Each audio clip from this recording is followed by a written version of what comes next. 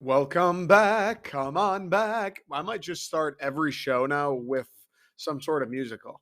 Maybe it's just some sort of singing. I don't know. It's just in my blood. I'm bad at it. That's the thing. It's like one of those when you are 16, 17, 18, and your parents are like, don't you dare go drinking with your friends. Don't you dare let me catch you smoking pot. And then they leave the room, and you and your friends are like, let's go drink with our friends and smoke pot when you can't do it or you're not supposed to do it. That's all you want to do. But when you can do it, you turn 21. It's cool for like a year or two. You get to be my age, 25. I don't know who I'm fucking kidding. I still love getting banged up on a Saturday. It's a great time. You get together with those same friends, have like 14 beers each. That's still a great fucking time. No doubt about it. But now that it's allowed, now that it's okay, now that it's celebrated, you're like, I could go without a Saturday. That's how I am with singing. I know I'm fucking bad. I'm not sitting here telling you put me on the Grammy nominations list. No, no. I know my voice sounds like someone farting in your ear hole. I get that. But I love to do it. Let them play. Let them play. Let them sing. Let me sing. Let me sing, right? I love to do it. I have no other audience. Nobody's coming out to see me sing. I don't go to the Santa Monica Pier and do it because guess what? Everybody would just be even more packed down towards the end, running away from my vocal cords. But I love to do it. In my head, it sounds okay. In my head, I'm like, hey, you know what? It's like Buddy the Elf. Singing loud for all to hear is the best way to spread Christmas cheer, or however the fuck he says it. I love to do it. I think it makes me feel happy. So therefore, I think it'll make others feel happy. Maybe not the case, but I digress. Maybe that's how I'll start the shows out from now on. Probably not. You're listening to the Detroiter. We're covering sports today in the Motor City in the Mitten State, per usual. That's all we do here. Yes, every once in a while, I'll sneak a tidbit in about my life. We'll talk about some random jokes. But today, football season, week 3, week 4 of the college season, we're talking about sports, guys. We're talking about college football. We're talking about Michigan. We're talking about Michigan State. And we're going to talk about your Detroit Lions. We're going to talk about the NFC North leading Detroit Lions. Aaron Rodgers, you ayahuasca drug doing pussy. Even though I'd love to join you, Aaron, if you'll have me. Kirky, Spartan Dog, Hollander, shout out Brent. You stink too. Suck on that. And the fucking Bears, I almost feel bad. The only fan base that might have it worse than the Detroit Lions is the Chicago Bears. And they were in the NFC Championship 4 years ago. That's saying something. Your NFC North leading Detroit Lions got it, feels good. And I don't know what feels the best.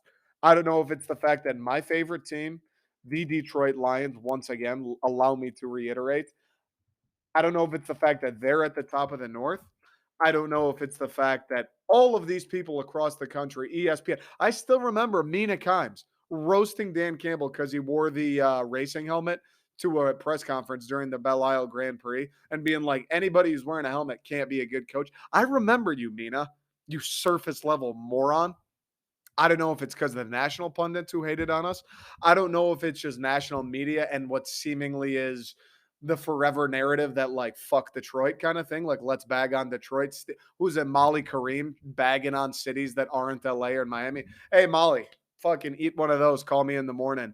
I don't know if it's the fact that we have infidels within our own fan base.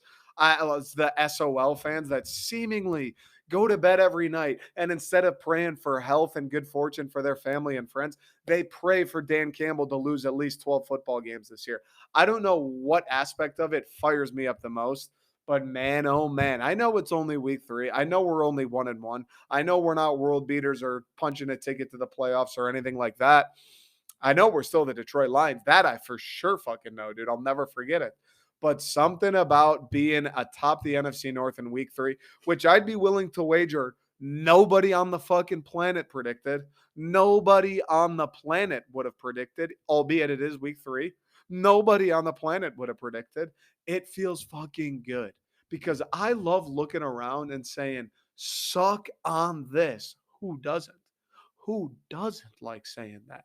I love seeing a guy I root for, a guy that I want to succeed so bad, like Dan Campbell, actually put the pavement to the plaster, or what's that? The rubber to the road the pavement to the pedal. There's something there with Peas. I love seeing guys I root for go out and do what they said they were going to do. And again, I'm not getting too ahead. I know there's people right now sitting at home watching this on YouTube, fucking banging on their TV remote, listening, banging on their AirPods, going, dude, it's week 3. How were you going to say all this? I know it's week 3. Took us nine of them to win a game last year. 9 of them to win one time. Not 9 of them to win a play. 9 of them to win one game. Took us 9 fucking tries to win just one. It's taken us twice. That is a absurd improvement. And Washington, they're not a good team by any stretch. They're not the worst team in the league. There are far worse teams than Washington. They were 1-0 going into that game.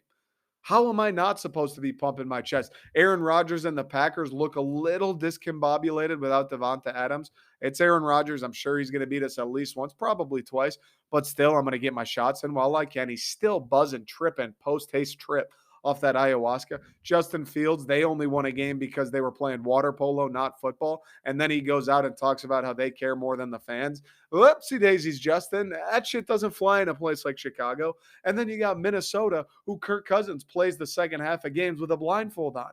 Of course, I'm going to come out here, get my shots in on Kirk, the Packers, the Bears, and flex that the Detroit Lions, once again, in case you didn't hear me the first few times, are sitting atop the NFC North at week 3. Of course. My guy, Dan Campbell, a guy I've rooted for, a guy I've believed in since he got here, still believing, that has his detractors, believe it or not, which is crazy to me. Though that might be, I like double down on liking him because of the detractors. Because there are people out there who are like, he says man too much and he cries. He can't be a good football coach. Fucking what, dude? That almost makes me more impassioned to be like, I can't wait till Dan Campbell makes the playoffs with these guys, and I'm gonna shove your face in it so fucking hard, dude. Your nostrils are gonna be stuffed with pie for a month. That's how humble pie. And it tastes like ass. You know what the ingredients are in humble pie? Shit and pie crust. That's it. Maybe a little bit of heavy whipping cream, if you're lucky. And I'm going to just fucking suffocate you in that stuff when Dan Cable makes the playoffs for the first time. I'd take it easy on you. I'd make it a key lime if you were nice about it. But you're taking the sweetest, most positive guy. Players love playing for him. Coaches love coaching with him. And you're out here going, he'll never get it done because he likes to say man. You're the same kid running around high school going, major dub, bro, major dub. Fuck it, cap, no cap, dude. You're going to roast Dan Campbell because he says man? Give me a fucking break. So when he gets it done, and even if it is just a baby step like winning a game in week 2 instead of week 9, I'm going to let your sorry ass know that he did it. Because you can run, but you can't hide from the Detroiter, from Nick Bradley, from the truth, and from you being a fraud ass fan. Plain and simple. And if you're still sticking around, I appreciate that. I appreciate that. If you are one of those fraud ass fans that I just described and you're still here, you're sticking around, I genuinely do appreciate that. I respect that. I respect you got some thin skin. I respect that you're probably someone sitting there right now going, all right, I deserve that. I can own that I was wrong, at least to this point. I appreciate that about you. I don't want that to go unnoticed. I don't want that to go under the bridge. I can appreciate somebody who goes, hey, I was wrong. Hey, I gave up too soon. Hey, you know what? I shouldn't have been negative about Dan Campbell before he barely even got into year 2. That's my bad. I was wrong. Please forgive me. You, sir, or Miss Lady, you are forgiven. You are so forgiven. Welcome. Give me a hug. No more shit pie for you. Nothing but key lime, nothing but banana cream, nothing but rhubarb. Whatever you like, we'll get it to be made. We'll have it out for you. It'll be warm. We'll give you a nice little whipped cream. It's good. We're all friends here. It's good. Detroit Lions. Massive game this week. Massive fucking game. Minnesota on the road. We're 1-1. They're 1-1. They looked horrible against Philadelphia. I mean, they looked bad against Philly. And not only did they look bad, but it like Kirk Cousins bad, like, what the fuck are you doing, pal? Type bad. Like, that's your QB type bad, and people picked you to win the division type bad? Like, are you for real wearing a blindfold type bad? Like, Darius Slay doesn't play for the Vikings type bad. I mean, Kirk Cousins in that second half, dude. Woof, woof. And I'll back Kirk up a little bit. His offensive line did him zero favors. Philly brought the heat seemingly every single play, and it worked every single fucking play. I don't know if Minnesota's offensive line's bad. I don't know if Minnesota just refused to give the guy additional protection when it was clear Philly was going to bring one more than they could block every single obvious passing down. It was fucking mental. Every single time Kirk dropped back to pass, it was set hit. Here comes a guy free off the edge. I just caught the ball. I'm going to throw it. I'm going to turn. I'm not even going to look at the receiver. It's just, and hopefully fucking something good happens. Unfortunately for Kirk, Darius Slay having like 7 unreal opportunities to intercept the pass, that's not something good for him or the Minnesota Vikings. Kirk got bailed out a little bit because Darius dropped like 5 of them. But man, every single time Minnesota needed a first down, 3rd down and 8, 2nd and 12, 3rd and 6, set hit. Here comes a guy. I'm getting hit. I'm just fucking throwing it that way. I don't know who's over there. I don't even know. I didn't even know if I saw purple. I just said, fuck, and just chucked it. My head was turned before I even threw the ball. That's what Kirk Cousins is saying. And it did not work out. I mean, they looked bad. Their offense looked horrible. If the Detroit Lions just copy what Philly did, I don't really see how this doesn't go pretty well for us. I mean, like, Philly's got a good defense. We know this. We put up 35 on them. No big deal. Minnesota put up 7. Eek, that's not great. We put up 35 on them, though. Not a big deal. I don't understand how it doesn't go well for us, though. Just copy what Philly did. Every obvious down, you bring pressure. Kirk Cousins is stuck in fucking mud. And he's got cement tied to his feet.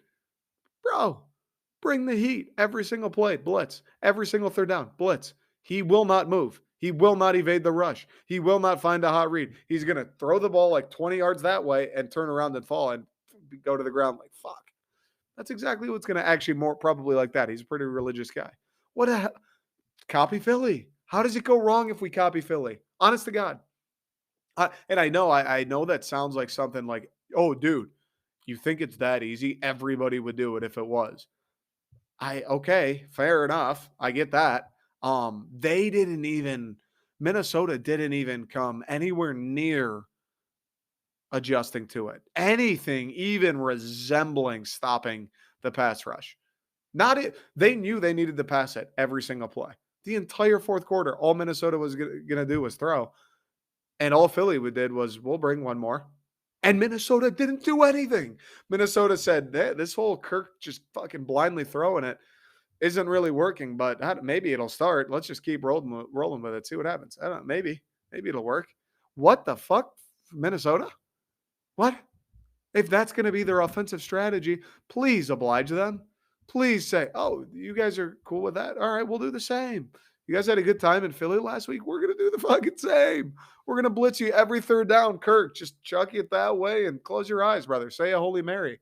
It'll be good. It'll work out. I promise we won't intercept you more than 3 times. That's a gentleman's guarantee. Dan Campbell doesn't break those. Let's do it. Copy them. We might not have the front 4 Philly has fair. We have guys. We got Aiden Hutchinson. Charles Harris hasn't been so bad. Levi Onwuzurike is not so bad. We got a couple guys. They can make a couple plays. Malcolm Rodriguez is the highest ranked linebacker in PFF stopping the run. Forget the run. We'll be all right. Fucking every single passing down. You know Kirk Cousins is dropping back and looking for 18 or looking for 19. Send one more than they can block. He will have 1.3 seconds. That ball will be gone in a random fucking direction with no intent or purpose. And our defensive backs are going to have a free shot at getting to it. Oh, and by the way, Kirk Cousins is going to go to the ground every single time. That adds up. That wears on him. All of a sudden, instead of holding that thing for a full 1.3, it's gone in 1.1. And it's an even worse decision and an even worse throw. And we have even higher chances of taking that thing the other way. Copy Philadelphia. It doesn't seem that difficult. Too good to be true. Too good to be true. If it was that easy, everyone would do it. Okay, fair enough. Let's do it, though, until we're proven it isn't that easy. Is that too much to ask? Let's do that. Let's copy exactly what Philadelphia did all game defensively until we realize, okay, all right, they did something. Minnesota figured something out. Until that happens, copy. Fucking dead copy. Hey, Nick Sirianni, we already played. Good game. You guys are a wagon. Can we just get the entire defensive playbook and like just give it to us? Whatever you did against Minnesota, all the notes, the PowerPoints, the strategies, like that recorded conversation, the defensive staff off of 4 Miller Lights, like everything, dude, every little nitty gritty. What do we do? Because that looked easy mode. And it was easy mode. The Vikings looked awful. I know that it's a tough spot because of that. Because the Vikings just got fucking embarrassed, shit pumped on national television prime time. I know that we're probably in a tougher spot with the Lions here. They're going to be pissed off. They're going to be at home. That place is going to be rocking. Divisional game. They know, they've seen, their fans know. The Lions are not going to be a pushover this year. Like, this is a meaningful game. If the Vikings for real want to win this division at home against the Lions, like, that's a game you got to win if you're a Vikings fan. But the Detroit Lions are not your usual Detroit Lions. They're not your father's Detroit Lions. We're coming with a run game. We're coming with a quarterback who's been making throws, who's nasty in the play action after the run game's been cooking. We're coming with an offensive line that's going to give them time and fucking gash you. We're coming with a defense that isn't great, but has made a couple improvements. Hopefully is one of those defenses that, we're getting better week over week. We certainly got better from week 1 to week 2. Can we get better from week 2 to week 3? We'll see, but we're coming with a little bit of venom. And beyond that, beyond the talent and the X's and O's, I think we're coming as a team with something to prove. We had Hard Knocks. I'm sure there's still a little bit of that buzz in the locker room. We're 1-1. We kept it within 3 against what seemingly might be the best team in the NFC in the Philadelphia Eagles, right? We had a lot better game against them than Minnesota did. Minnesota was on the road. We were at home. Fair enough. Still, we looked like a lot better team against the Eagles. We just kind of, we controlled that game against Washington, except for maybe the third quarter. We controlled that entire game. And now we're going our first road game this season to a hostile ass environment. Minnesota place gets fucking rocking. Divisional rival. They want this to win just as bad as we do. Now is a prove it game. It's easy. It's easy winning at home when there's 60,000 people on your side, right? The stands are painted in Honolulu blue. It's a lot easier winning those games. Now you got to go on the road to Minnesota. Skull. They're doing that shit. It's 3rd and 9. You need a throw from Jared Goff, and he can't even hear himself think. Now let's see what we're about. It's going to be a tough game. There is no doubt about that. If you think we're going into Minnesota and we're just going to roll them and the final is going to be like 31-10, you're out of your mind. It's not going to be that easy. This game's going to be like 27-24, like a fucking dogfight down to the wire. Whoever makes fewer mistakes wins. Whoever takes fewer penalties that kill drives wins. Whoever commits fewer turnovers wins. Whoever just blows coverages and leaves men wide open fewer times, they win. Kirk Cousins, he wants to throw picks. Kirk Cousins wants to give you 2 extra possessions every game. He wants to so fucking desperately. Jared Goff has been good about it so far this year. Through the first pick in week 1, kind of a tough scene, miscommunication with Hawk, redirect, bounces into the guy's arm, shit happens. Kirk wants to give the ball away. Jared Goff's been pretty good. We've been able to run the ball. We don't need to ask too much from our quarterback. Minnesota, their offense, they're dynamic players. They revolve around Kirk Cousins dropping back there and airing it out to guys like Thielen and Jefferson. Our defense isn't lethal by any means, but they've shown we'll get better. We can adjust. We can get some stops. That Philly game, they got torched for 3 quarters. By the 4th quarter, they started to get adjusted. They started to figure out. They got a couple stops on Jalen Hurts and the Birds. Washington last week didn't give up a point in the first half. Didn't give up a fucking point in the first half. 27 in the second half isn't great, but there is a little bit of the fact that I'm sure, you're parking the bus a little bit, let them have the underneath stuff, let them run the ball, let them kill the clock. You're not playing that true close game defense like you were against Philly, where it's like we can't even give a first down. Second half against Washington, you start the half up 22. You're probably going, all right, just don't get beat deep. If they score and the drive takes 7 minutes, that's a win for us. Just don't get beat deep. The defense coming along. They take another step in week 3. We've got some things cooking. We're getting some guys back from injury. Hopefully Ragnow's back this week. Hopefully Oruwariye's back this week. Hopefully Jonah Jackson's back this week. We've got some guys we're going to be able to add to the fray again. I don't know what Minnesota's injury report looks like, but the Detroit Lions is improving. This is a winnable game for the Detroit Lions. Very winnable. It's not a must win by any means because after this, we got the Seahawks at home. They're terrible. Beat them 2-2. Pats on the road. They stink. Beat them. Cowboys on the road. They stink. Miami looks like they'll be pretty good. So the road ahead isn't terrible. Like we're not looking down a gauntlet where it's like, fuck, Minnesota might be the one we can get before we go down this stretch. We've got some winnable games coming up, but this is a statement game. I mean, you want to win every game you play, right? That's the whole fucking point. But this is a statement game. There is a different energy around Dan Campbell and the team. The fan base somehow, and I don't want to go down the fucking tangent again, but the fan base is somehow divided where half the people are like, yes, let's give them time. They look better. I'm with Dan Campbell. And the other half of the people, whether it's Dan Campbell or not, refuse to buy in, refuse to be positive, refuse to celebrate after they won in week fucking 2. Like, just want the Lions to be so bad for some reason. The fans are kind of divided. People don't want to buy in. And you have a chance to make a statement. You got to go to Minnesota, beat a team that people were projecting to be good this year. Some people picking to win the division, beat them at their place after they got fucking ass kicked the week before. You moved to 2-1 with a couple more cupcakes with the Seahawks, Pats, and Cowboys on the docket.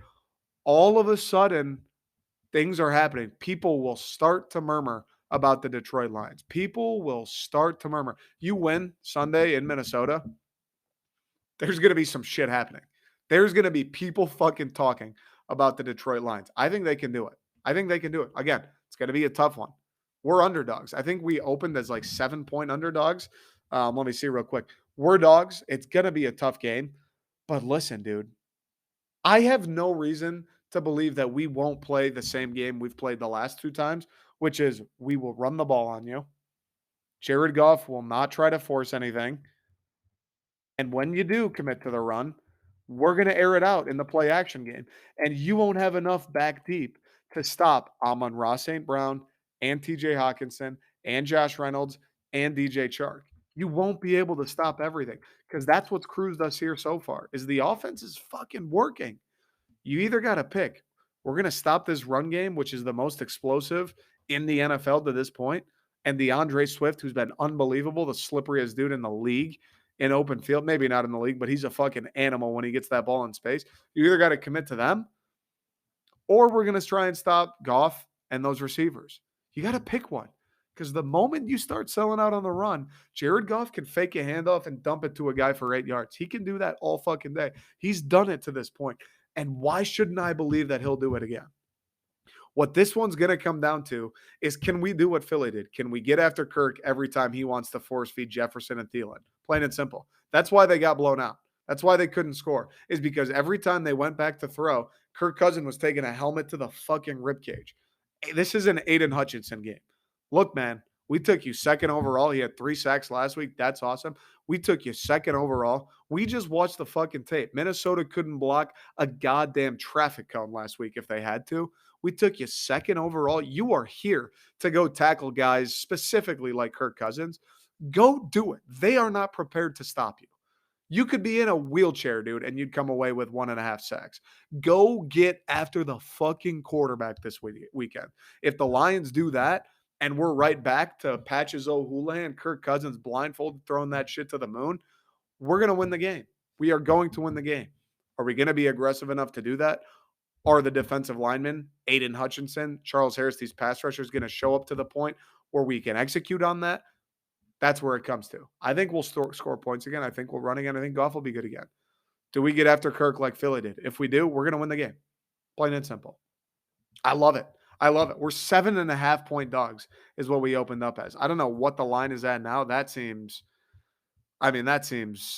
fucking ridiculous after what happened to Minnesota on Monday night.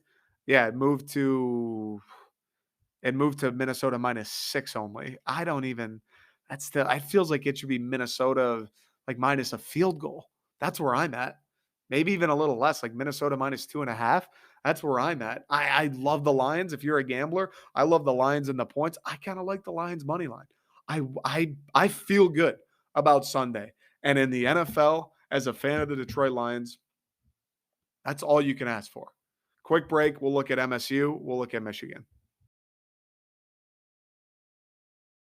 Okay, we'll open up with Michigan. Didn't get to talk about them too much Tuesday. I mean, can you blame me?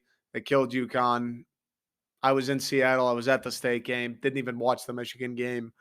I did you want to hear about the UConn game? If you're a Michigan fan, if you bleed maize and blue, be honest with me for 1 second.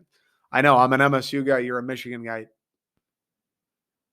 This is me waving the white flag, the olive branch. Did you want to hear about the UConn game? JJ McCarthy played great. Cool. Everybody on the team got to play. Great. Did you want to hear about the UConn game? I don't think you can blame me. It was, tune up. They got some reps, whatever. This is the first game Michigan's played this year. That's a little bit of a test. I mean, that's strong. That's strong. Me calling Maryland in Ann Arbor a test. I'm the most unbiased Michigan State fan who's ever existed. Honest to God. Honest to God. I am Saint Nick, no pun intended, of Ann Arbor. Really? Who else is coming out here that isn't a Michigan fan and puts the word test and Maryland at home in the same sentence? Nobody.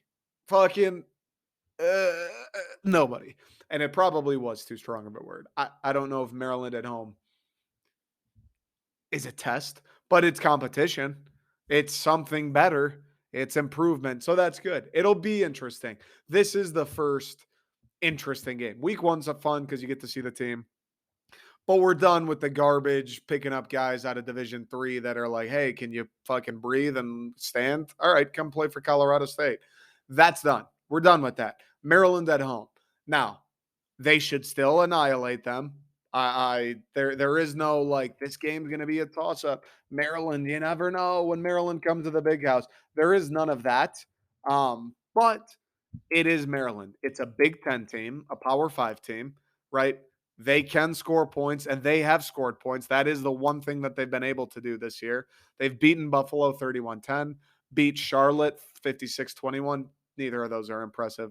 And then last week they beat SMU 34-27.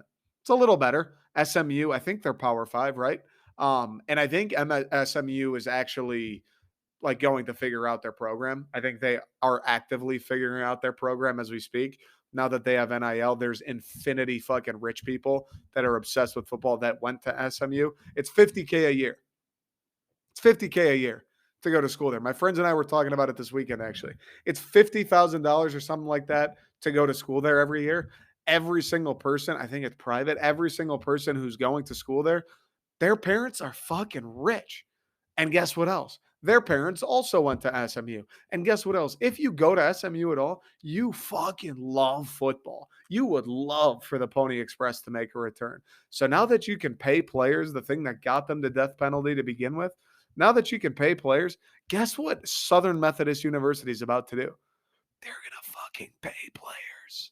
And it's probably going to work because they're in Texas and they have history and they have more money than pisses I've taken today. And I've pissed so many times today. SMU is going to be good.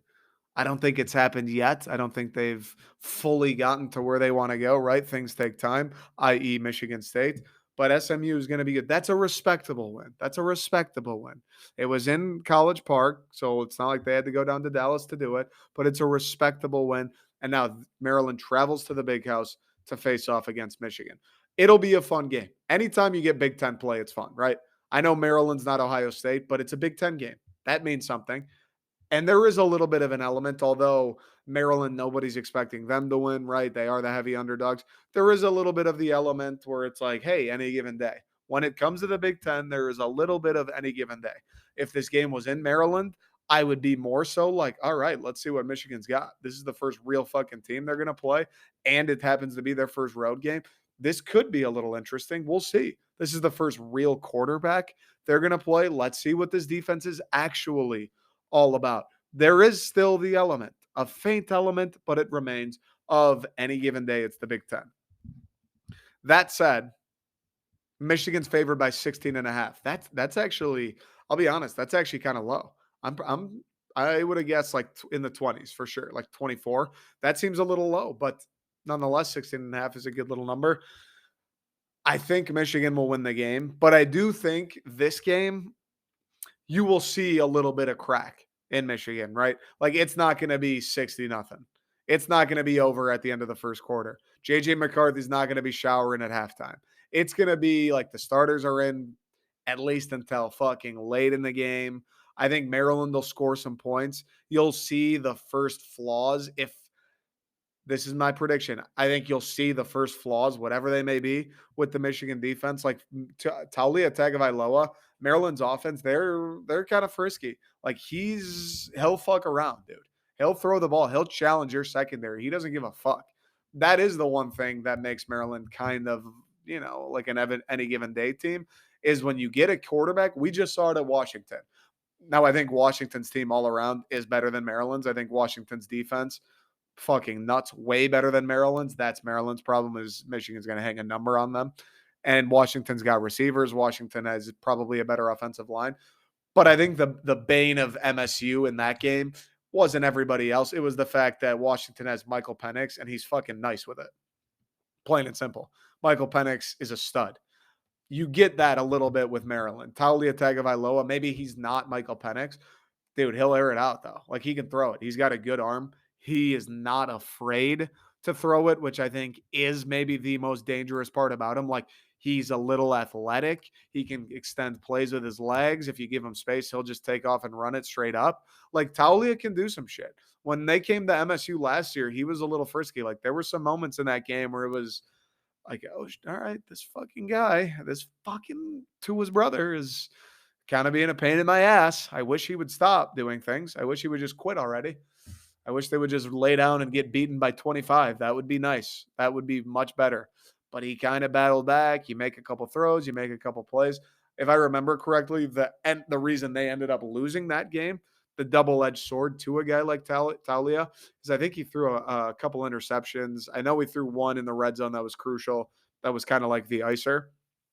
But he's frisky. He's frisky. That said, Michigan probably wins this game. I mean, Maryland can't stop anybody. Their defense is ranked in the hundreds nationally. That's bad. That's not a good stat. And it's especially not good when you've played Buffalo, Charlotte, and SMU. Charlotte hangs 21. Charlotte putting 21 up on you, that's not a good sign when the other team's quarterback is JJ McCarthy. And every single wide receiver and offensive lineman and running back was a 4-star recruit. You gave up 21 to Charlotte, 27 to SMU at home. That's not great either. That's not great either. Or I think I read that they ranked in the hundreds in the pass game. So maybe they can stop the run, but you got to throw it, which will be interesting. That'll be a fun matchup if that's the case. If Maryland can successfully stop the run and it's like, hey, JJ, let's fucking see it. This will be Michigan fans' first look at a game where it's like, this is on you, JJ. Because all these other games, although JJ's played well and has put up nice stat lines, yeah, it's because you run the ball. Corum picks up 8 yards every time he touches it. You don't even need to throw it. You just throw it to like humor yourself. You throw it because you ran it the last 4. Now you might be in a situation where we don't want to throw it. We have to throw it. Because if we just try and run it all day, we're going to be in a lot of third downs. We're going to maybe get behind the chains a little bit. It might not go so smoothly. Now we got to go, all right, JJ, it's second down. Fucking, we're throwing it the next 2. Every single possession, every single series. That may be the case. And if that is the case, granted, Maryland doesn't have a great pass defense. That will be an interesting matchup to see regardless. It'll just be interesting to see the new guy, the fucking crowned prince, in a situation where there is no security blanket. You're not playing Division II, kids, and you have to throw it. We're not throwing it because we set up this play action pass last series. We're throwing it because we fucking can't run it. At least not the way we want to. We have to throw it. We have to throw it, JJ. So let's see what that golden arm's all about. That'll be fun to watch, whether it's the best pass defense in the country or the worst pass defense in the country. Being in that situation alone, it'll bring some pressure and it'll be fun to see how he responds, especially if on the other sideline, Taulia and Maryland are scoring some points against what seems to be an impenetrable Michigan defense. I mean, Michigan defense, they've given up 17 points all season, 17 through 3 games against Colorado State, Hawaii, and Connecticut. I'm sure the defense is good. I'm sure Maryland will struggle to score more than like 21. I'm sure. But those are the teams you've played. Those are the teams you played. And you haven't seen Taulia Tagovailoa. I think Taulia is one of the sneaky good quarterbacks in this conference. Like there are teams, Penix when he was at IU, where maybe their team's not the best, but their QB is fucking annoying to play against. Their QB makes enough plays that makes you nervous. I think Taulia is one of those guys. Aiden O'Connell at Purdue last year comes to mind, although they might not be the part this year. But I do think Tagovailoa is a guy where it's like, dude, you might have a sick defense. You might have a sick defensive line. You might have a sick secondary. This guy just runs around and has a great arm. Like it's tough to stop. That was the thing with Penix. I'm not excusing what MSU did or the scheme, but it's like even if we played a great scheme and we have good pass rushers like Jacoby Windman, Chris Bogle, even if that is all the case, it's tough to stop guys like Mike Penix who can run around and just throw fucking darts. Anyways, those guys are tough to stop at the college game. And I think Taulia, I keep wanting to say Tua, is one of those guys. So it'll be interesting to see. Um, Maryland stinks against Michigan, though. When I think of Michigan in the Jim Harbaugh era, I don't think of that Ohio State game last year. I don't even think of like the disappointing seasons they've had. I think of beating Maryland by 60. That's what I think of. When I think of Jim Harbaugh's Michigan football teams, I think of annihilating Maryland.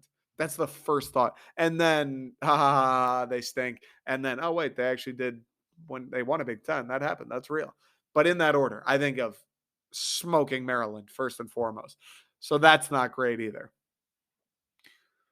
I'm trying to think like what else is exciting about this game. I mean, it'll like the JJ thing will be cool, and the defense it'll be cool. It'll be cool in general just to see these guys play somebody real. Just to see these guys play somebody real. And then the following week, that is a test. That is check mark, fucking stamp of approval. That is a test. The following week, you have to go to Iowa. You have to go to Kinnick Stadium and play Iowa. That's not an easy task. That is not an easy task. I think again, one of the more sneaky like places you have to go play. Even Iowa could be bad that year. Iowa could be very mediocre like they tend to be. You got to go on the road to Kinnick. Like that sucks. That's a shitty place to go. And Iowa's offense is fucking anemic. They scored 7 points against South Dakota State. They scored 7 against Iowa State. They scored 27 last week against Nevada, which, good for them. Iowa on the road will never be an easy place to play. So these next two will be interesting. You get your first taste of real competition with Maryland this week. Your first look at a real fucking quarterback, a guy who, like, there is a chance he gets his name called in the NFL draft with Taulia. And then you go on the road to a hostile environment that, if a top ranked Michigan team comes to Iowa, that campus, that stadium are going to be buzzing from start to finish. You know that for a fact. And then again, you look at JJ McCarthy and go, this guy's played 4 games, all against 3 cupcakes, 1 okay Power 5 team, and they were all at home. Let's see what this guy's got to offer when he's got to go to Kinnick Stadium. That'll be an interesting little test. So these next 2 games, it'll be fun for Michigan. I think Michigan fans, you should be excited. I think this will be the first game where it's like you probably wake up Saturday morning and you got a little butterflies. You're looking around like, all right, here we fucking go, dude. Here we go. This is a real game. This is it. Taulia Tagovailoa can fucking toast you. If the defense doesn't show up, doesn't do what they're supposed to do, he could put up 31 on you. He can do that. He can do that. Do I think he will? No, but he can do it. He's capable of doing it. I think the final probably looks like, I don't know, Maryland's defense is bad, dude. Maryland's defense is fucking bad. Probably, I don't know, like 42-21, something like that, Michigan. Seems like a fair prediction. I think Taulia and Maryland will score a few times. Like you'll see the first time where it's Michigan fans, you're yelling at the TV going, this fucking corner sucks. This safety, what's he doing? This linebacker, what? You'll have the first taste of like what the fuck moments with the defense. Take it from me, State fan, not fun. And you'll see a taste of JJ McCarthy against a higher level of competition. Granted, still a not great defense, but a defense that might, if they play well, force you to throw the ball, which will be interesting for a guy like JJ McCarthy early on in his career. I think Michigan wins. It should be an interesting game. MSU plays late, so I'll actually probably watch a good amount of this Michigan game, which is pretty exciting because I usually don't when they play at the same time. But that's all I got on Michigan. Let me take another quick break, and then we'll talk MSU playing against Minnesota, which kind of nervous. Fucking hey, dude. God damn it. Quick break.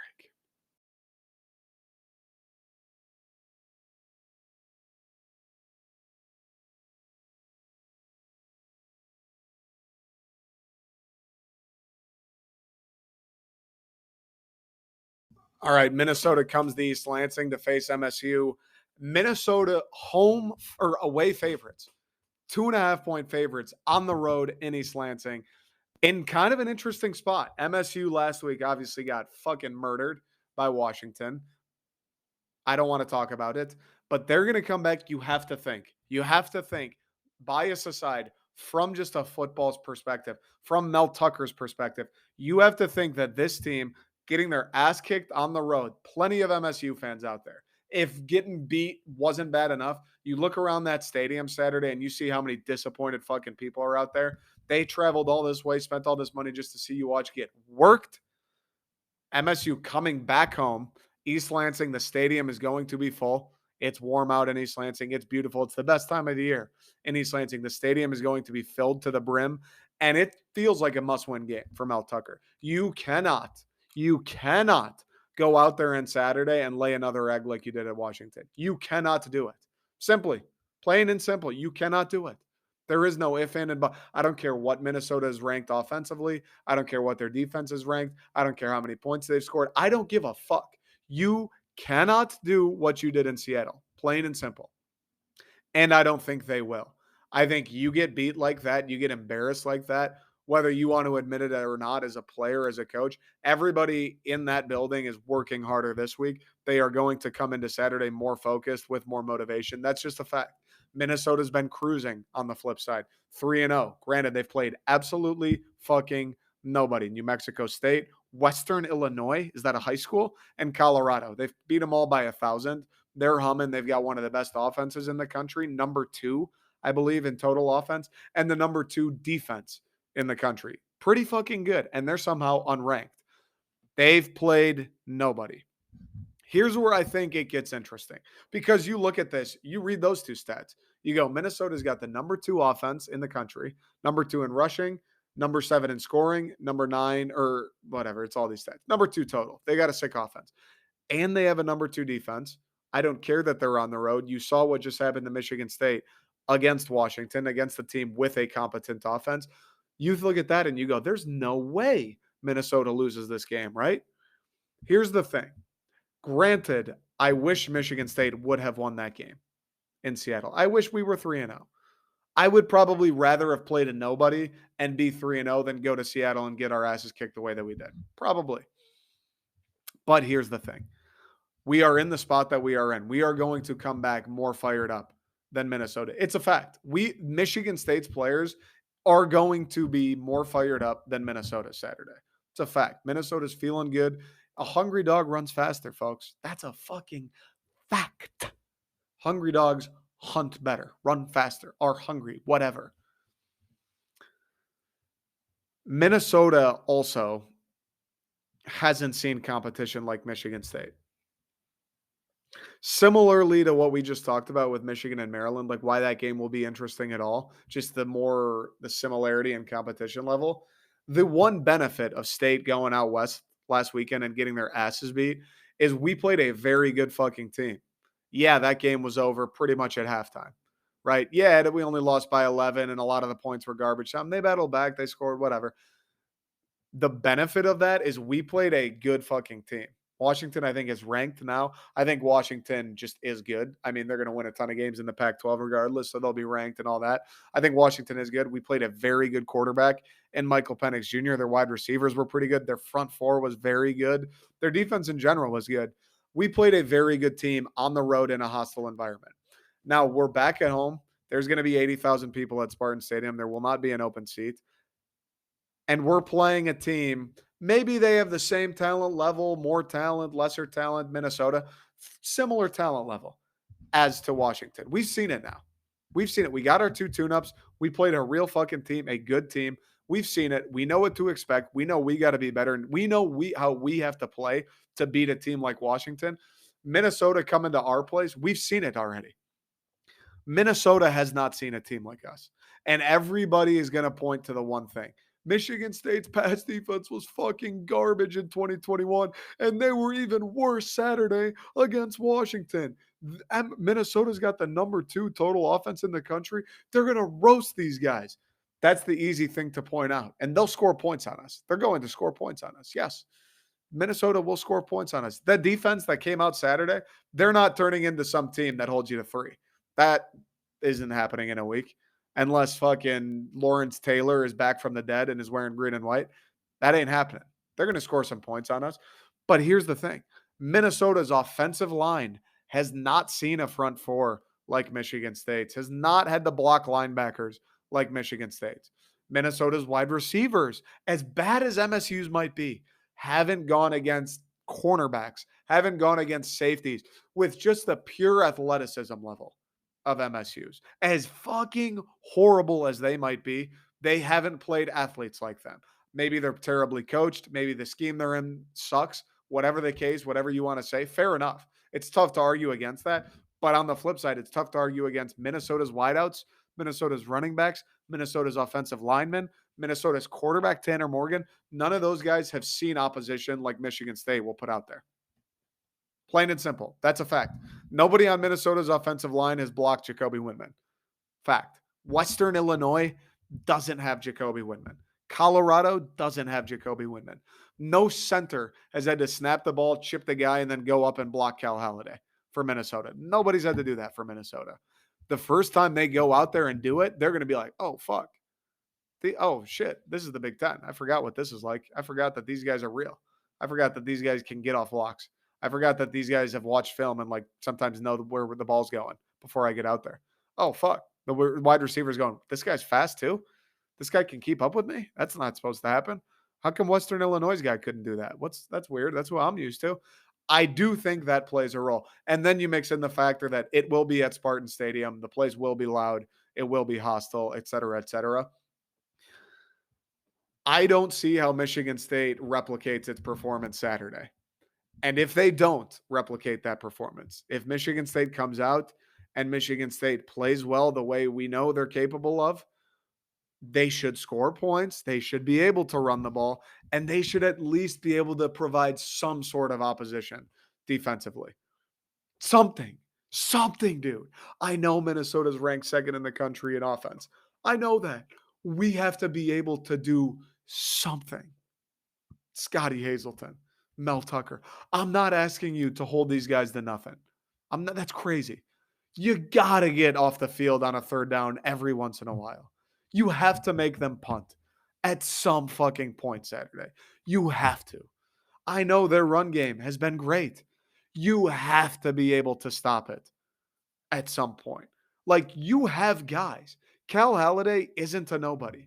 Jacoby Windman, Chris Bogle, Jacob Slade, hopefully he's back. Those guys aren't nobodies. Charles Brantley, Amir Speed, Chester Kimbrough, those guys aren't total nobodies. Like Amir Speed, dude, you were on, I know you didn't play a ton. You were on the fucking team. You were on scholarship at Georgia the year they won a national championship. You have to be decent. You don't need to be the best. You don't need to be locked down fucking top 15 NFL draft pick. You got to be decent, bro. Like, right? You have to be. Chester Kimbrough, I know you're not great. You were at Florida, dog. Mel Tucker, for some reason, is still putting you out there. You got to have something to offer. Something. Minnesota's wideouts aren't going to be Ohio State's. Tanner Morgan sure as hell is not Michael Penix. I've seen Tanner Morgan play. I've seen him all last year. That's why before I really looked into Minnesota, at the end of last weekend, people were like, damn, and Minnesota's about to come kick your ass too. I hadn't followed Minnesota at all this year. I knew, PJ Fleck, Tanner Morgan, they'll win 8 games this year. They'll struggle. They'll lose the good teams. That's Minnesota. That's PJ Fleck's Minnesota. Tanner Morgan, I don't fucking, that doesn't scare me. Michael Penix scared me. I'll be honest with you. I said it. I think I made a video or maybe it was on here. I said before that game at Washington, I was like, dude, Michael Penix kind of scares me. He kind of makes me nervous. I remember him at IU. He gave us some troubles when he was there. He's got a fucking cannon. Like Taulia at Maryland, he's one of those guys who doesn't give a fuck. He'll just air it out. He doesn't care. He wants to make plays. He can move a little bit. Michael Penix made me nervous. I knew he was a good player. Dude, I've seen Tanner Morgan play. Nothing about Tanner Morgan makes me worried. Sure, he's a decent quarterback. Sure, if you leave guys wide open, he'll hit them. If you play coverage like you did against Washington, dudes are just, he's sitting in the pocket and there's a guy 15 yards downfield with no one around him. He'll make that throw. He's a Division I quarterback. He can do that. Tanner Morgan isn't going to roll out to his right and throw an absolute dart 30 yards of the pylon. Tanner Morgan's not making that throw. Tanner Morgan doesn't have the arm Michael Penix has. Plain and simple, he doesn't scare me. Yeah, their run game's been good. We will be able to stop the run. Even last year when the defense sucked, when the pass defense sucked, we could stop the run. We will stop the run. We want Tanner Morgan to be the reason we lose. Unless you're playing an elite quarterback, probably like a Michael Penix, where the game plan should be more, all right, beat us on the ground, not through the air. Tanner Morgan, beat us through the air. Please beat us through the air. Like these guys, Tanner Morgan is used to reading defenses of Western Illinois, of Colorado, of New Mexico State. I believe that means something. I believe he's used to the speed of those players. Because whether you want to admit it or not, if you're an MSU fan or you're someone else's fan, our athletes are superior to their athletes. Our corners, our safeties faster than theirs. Our linebackers are bigger and faster than theirs. Our defensive ends and defensive linemen are bigger and faster and stronger than the other teams. That's it. Colorado, Minnesota, or Western Illinois, New Mexico State. Nobody on any of their teams get on the field for Michigan State. Like Minnesota will see a level of competition that they haven't yet. And I think honestly, that might be part of what hurt MSU last weekend so badly is we went from playing the Akrons of the world and the Western Michigans of the world to Washington. And it was like, oh shit, dude, these guys are fucking good. Yeah, Washington's ranked 18th now. These guys are fucking good. Washington hadn't played anybody either. Kent State, Portland State, nobody's. They were much more well prepared, I suppose. They were just better. I don't even know what to say about them. But I think that hurt MSU a little bit too. Like we felt a little shell shocked, at least in that first half, where it was like, fuck. Our offensive line's looking around going, shit, dude, these guys are hard to block. Right? Peyton Thorne's looking around going, damn, Keon Coleman isn't wide open all the time. Our corners are going, damn, these dudes are fucking hard to cover. Jacoby Windman's sitting there going, I'm not going to rack up 3 sacks. What? This guy moves? What's up? What's fucking happening? Like, it felt like we were a little shell-shocked in that game.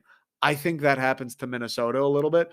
And then offensively for us, a big reason we got smacked like we did against Washington is because we just didn't run the ball at all. First 2 games running the ball last year, running the ball is what got us through. That's why we won those games. That's why the offense hummed the way it did. We still put up 28. Peyton aired it out in the second half, and it started to work.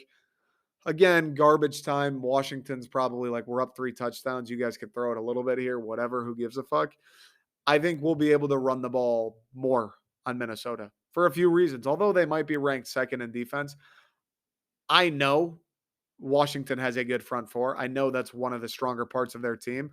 I don't know if that's the case with Minnesota, but I will say this. I have a hard time believing that Minnesota's front four is better than whatever Washington's is. Worst case, they're probably the same. And now, guess what? We just took live reps against them once. This will be the second time we've seen them. There comes that repetition again. Second thing, you have to be able to make adjustments. Chris Kapilovich, Mel Tucker, you couldn't run the ball for your fucking life against Washington. I don't know what it is they were doing. There's got to be a reason for that. What your offensive line wasn't doing. You have a week now to fix that. You're going to play another team with a high level of competition, another team that's feeling good, that thinks they're going to come to your place and kick your ass. You have to be able to figure that out and get the run game back on track. It's a combination of both. You saw a real run defense and you got your ass beat. So doing that again, there's no way you get your ass beat again and make zero adjustments in the run game. I have to believe that MSU runs the ball at least somewhat against Minnesota. It might not be 200 yards on the ground and 3 touchdowns. It might not be what it was the first 2 nights. I have to believe we'll be able to run the ball at least a little bit. Like you'll be able to turn around and hand it off to someone and they'll go get you 3 or 4 yards. Washington, we couldn't pick up a yard. We couldn't say it's first down and 1. We're going to run it 3 times. We need this first down. We couldn't even count on that. We couldn't. You have to at least be able to go, we'll get 3 yards. At least that. Just to keep them honest. We couldn't even keep Washington honest. And if Peyton Thorne plays how he did, hopefully continues that upward progression. Hopefully we get Jaden Reed back. Hopefully the passing game, is that much better against Minnesota. I just can't sit here and tell you that MSU is going to turn in that same level of performance. I don't give a fuck who Minnesota has. It's Minnesota. Their quarterback's Tanner Morgan. They've played nobody. I don't give a fuck what they're ranked or what the scores of their games have been. We simply do not turn in that same level of effort, and they don't dominate like Michael Penix and Washington did. I refuse to believe it. It's PJ Fleck. No disrespect, but that's a disrespectful thing I just said. PJ Fleck doesn't scare me. I'm not like, God damn it, PJ Fleck's going to find all of our weaknesses and exploit it. PJ Fleck's going to run up and down the sideline 7 times and they'll lose by 14. That's what I think is going to happen. I think this game ends up being, 34-21 MSU. Something like that, 34-24, something like that. It feels like a must-win game for State. It really does. It feels like a must-win game because you come back after what the fuck happened in Seattle and you lose again, and you're not losing to Penn State or Ohio State or one of these teams where it's like, all right, fair. They're the real fucking deal. You're losing to Minnesota, coming off playing nobody. You got to be the aggressor Saturday. We have to go out there and do what Washington did to us. Like, fucking welcome back to Big Ten football, guys. This is what real competition looks like. This is what real defense looks like. This is what a real run game looks like. I don't give a fuck what your stats were against Division III teams. We are going to punch you in the mouth, and it's going to take you at least a half to get used to it. That's what has to happen. We got to come out nastier, more motivated, meaner, more aggressive.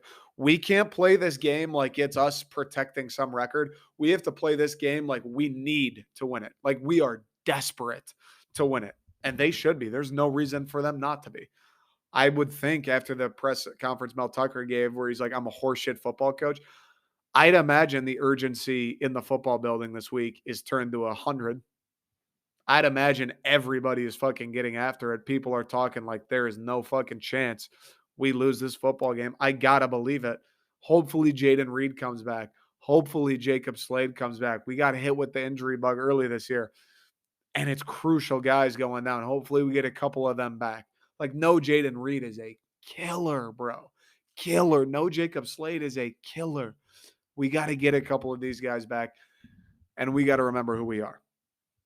Whatever you want to say about that Washington game and how bad of a loss, listen, everything in the Big Ten is on the table. We're undefeated in the Big Ten. It's week 1. It's a gauntlet, the Big Ten. You're going to play good teams pretty much every week. It starts with Minnesota. They're riding high. They're 3-0. They want to come in and kick you while you're down. Fuck them. It's PJ Fleck and Tanner Morgan. I don't care what their offense is ranked. I don't care what their defense is ranked. I don't give a fuck how bad our defense was last week and last year. Figure it out. If that defense, I'll tell you what, if we come out this week and those guys, Tanner Morgan and them, hang like 40 points on us, are just cruising down the field effortlessly. They don't punt all game. They just run back what Michael Penix and Washington did. And our defense looks the exact fucking same. I'm going to be on here next week and I'm going to freak out. I'm going to freak the fuck out. I'm going to throw a temper tantrum. That cannot happen. The defense needs to look different, whether it's more aggressive, more man coverage, more zone coverage, different looks, different zone blitzes, whatever the fucking case may be. The defense has to look better this week. It has to look better. Guys in the secondary have to be near their responsibility. Angelo Gross can't be 12 yards behind the guy as he saunters into the end zone every fucking play. Can't happen. I don't care if you got to play freshmen. I don't care if you got to play walk-ons. Doesn't matter, Mel Tucker. Angelo Gross, Chester Kimbrough, Amir Speed, all those guys that played at Washington last week, they can't do it. They didn't get it done. So what else do you need to see? Chester Kimbrough, Angelo Gross, you saw it last year too. This isn't game 3 for them. You saw that shit all last year, and yet there they still are fucking up your defense. I don't care if Jaden Mangum's a freshman. I don't care if Dylan Tatum and Caleb Coley are freshmen. Put him in the goddamn game. Put someone else in the goddamn game. Someone with something to prove. Anybody who wants to make a play, because that defense cannot look the same. It's a big game for MSU. Big game. Feels like a must win. I think they get it done. I have faith in Michigan State. I have faith in Mel Tucker. I have faith in this team bouncing back. I have faith in Peyton Thorne bouncing back, this offensive line bouncing back. The guys on that defense, Jacoby Windman, Chris Bogle, Cal Halliday, Angelo Gross, as bad as he's fucking been, Charles Brandley. I have faith in some of these guys having a little bit of pride. I have faith in us refusing to lose to this fucking team.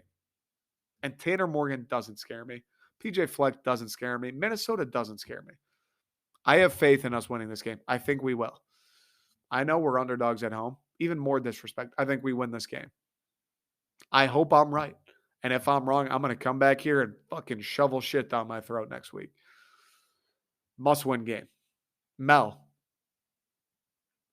don't let that defense look the same. All right, folks. That's all I got this week. Hope you enjoyed. Hope you had a wonderful week. Hope you have a great weekend, dude. Hope your college football team wins. Unless you're a fan of Minnesota, then I hope you get cranked, or the Vikings, Minnesota Gophers or the Vikings. Either way, hope your team gets murdered. Hope you get annihilated. Hope you're crying by halftime. All I got this week. We'll be back here next week, Tuesday, Thursday, once again. I appreciate the support. Lions fans, almost forgot. Lions fans, the new design is on sale this week. It'll be on sale Friday, probably around noon Eastern time, and it'll close Sunday at midnight. Do not miss the new design. It's the nicest Lions design I've ever done. It's got a streetwear feel. It's fucking gas. Check it out, thesecondstring.com. Only on sale this weekend. This is your chance to get it. Plain and simple. Don't message me after going, can you put it back up? Because no, I can't. This weekend, thesecondstring.com. This year's first Lions design. There'll be more to come, but this is the one of the season. Little Hutch, little JMO. You're going to like it. All right. Appreciate all you guys. Hope you have a great weekend. Talk to you next week.